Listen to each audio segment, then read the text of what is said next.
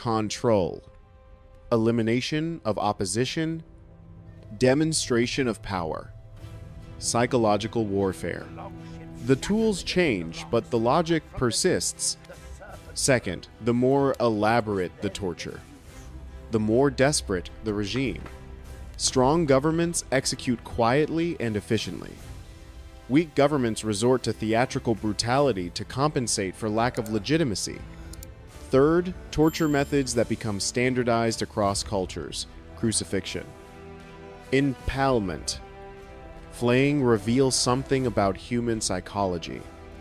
We independently develop similar solutions to the problem of how to maximize suffering while maintaining public visibility.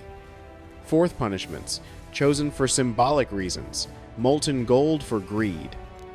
Burning for Christians reveal what authorities consider threatening. Reading this symbolism helps you understand what behaviors to avoid. Fifth, public torture as entertainment signals regime approaching collapse. When authorities need to transform death into theater, they're admitting they've lost ability to maintain control through legitimate means. Sixth, the gap between official justifications and actual purposes is always massive. Romans claimed poena cruelty was about parricide. It was about instilling terror. Henry VIII claimed boiling was about poisoning. It was about his paranoia. Reading through propaganda to understand actual purposes helps you predict who's really at risk. Seventh, torture that leaves marks ear cropping. Flaying. Branding is designed to create permanent outcasts. The punishment isn't the pain, but the lifetime of social death that follows. Understanding this helps you calculate risks of minor punishments that might be worse than execution. Eighth, bureaucratic torture, the rack, the wheel. Devices requiring skilled operation reveals systematization of cruelty. Professional torture is harder to escape than chaotic violence because it has procedures. Training. Institutional backing. Your survival strategy must account for this professionalization. Ninth, maritime. Confined or isolated environment, torture keel hauling. Vestal virgin burial teaches us that escape-proof settings require different survival strategies. When you can't flee, you must become indispensable or invisible. 10th, the ultimate survival lesson. Preventing accusation is infinitely more effective than proving innocence. Once you're in custody, torture begins. Rational defense is impossible. The machinery operates regardless of guilt. Your only protection is avoiding entering the system at all. This requires understanding what authorities consider threatening, recognizing early warning signs that you're being targeted, maintaining networks that provide information about regime focus, strategic invisibility when necessary, documented alibis and witnesses when visibility is unavoidable, and willingness to flee early before charges are formalized, even if it means abandoning everything. Subscribe to Medieval Survival Skills because understanding historical torture methods isn't morbid fascination, it's practical education in recognizing when institutional cruelty is emerging. These 20 methods from ancient Rome to 20th century South America teach us that systematic torture doesn't disappear. It adapts. The brazen bull becomes enhanced interrogation. The rack becomes stress positions. Keel hauling becomes waterboarding. The tools change. The purpose breaking humans through calculated suffering remains constant. Learning to recognize the patterns helps you identify when contemporary systems are following historical scripts. Medieval survival required understanding that official justifications for torture always disguise actual purposes. Nobody was really racked to extract true confessions. They were racked to produce confessions authorities wanted, true or false.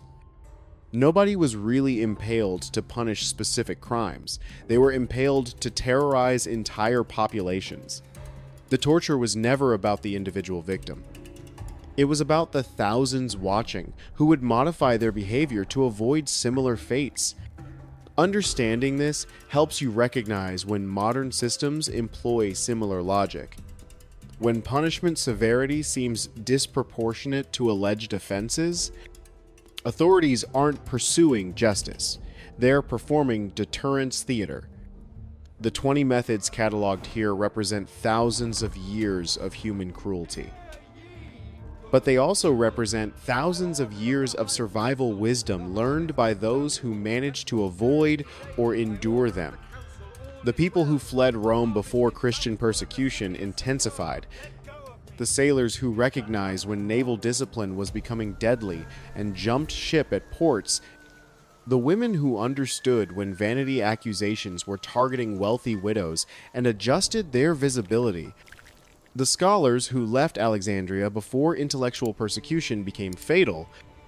These survivors teach us that recognizing patterns and acting early, even when action seems premature or cowardly, is what separates the dead from the living. Medieval survival skills exist to preserve and teach these patterns, to help you recognize when torture logic is operating even under different names, to understand that the most dangerous moment isn't when you're in custody, it's the weeks or months before, when you could still escape, but don't, because you believe reason will prevail. Justice will triumph. Innocence will protect you. History's torture chambers were filled with people who believed exactly that until the moment the devices closed around them. Don't make their mistake. Learn their lessons. Recognize the signs. Act early. Survive. The Poena Colae that opened this list, being sewn into a sack with animals and drowned, wasn't the most physically painful method, but it might be the most psychologically revealing. Romans chose it specifically for parricide because they viewed killing parents as such complete moral inversion that normal execution wasn't sufficient. The animal companions represented the condemned person's descent below human status. You weren't just killed, you were first symbolically transformed into something less than human. Something that deserved to die in company with beasts. This teaches us that societies justifying torture almost always begin by dehumanizing victims. Once authorities successfully convince populations that certain people are less than human, that they're vermin, animals, pollutants, infections, any level of cruelty becomes justifiable. Recognizing dehumanizing rhetoric is your early warning system. When authorities start using animal metaphors for human groups, when propaganda depicts enemies as disease or contamination, when legal language treats people as objects, these are signals that torture logic is being normalized. The actual torture devices might not appear for months or years, but the linguistic groundwork is being laid. Understanding this gives you time to prepare, to flee, to resist before the machinery becomes unstoppable.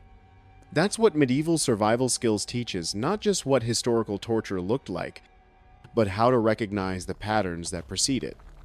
How to hear the rhetoric that prepares populations to accept brutality. How to see the legal frameworks being constructed that will eventually justify horror.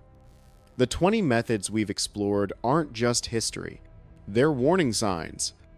Templates that appear whenever authority becomes absolute and humans are reduced to problems requiring elimination. Learn these patterns. Recognize them in contemporary contexts. Understand that the distance between civilization and barbarity is always smaller than we'd like to believe. And commit to being among the survivors who recognized danger early and acted while action was still possible. Subscribe to Medieval Survival Skills. because those who forget history's torture chambers are condemned to eventually occupy them. Those who study how these systems operated and how people survived them gain knowledge that remains relevant across centuries. The tools change. Human nature doesn't. The survival strategies that worked in ancient Rome and medieval Europe still work today. Learn them, remember them, and may you never need to apply them.